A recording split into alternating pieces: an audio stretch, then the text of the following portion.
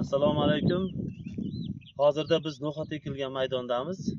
Bu loyiha 2025-yil Xalq banki hamkorligida Toshkent viloyati Qibray tumani Turkiston MFI 153-sonli konturda bir kontur bir mahsulot tamoyili asosida amalga oshirib kelinmoqda. Eniga 476 metr, bo'yiga 563 metrni tashkil qiladi. Ushbu maydonga no'xat ekilgan. Ekin maydoni 20 gektardan iborat. Hozirgi kunda ekinlar zamonaviy usullar bilan parvarishlanmoqda. Ekinlarni yetishtirish 132 kun davom etadi. Bu loyiha bo'yicha ajratilgan yer maydoni 20 ta dehqon xo'jaligi bo'lib berilgan.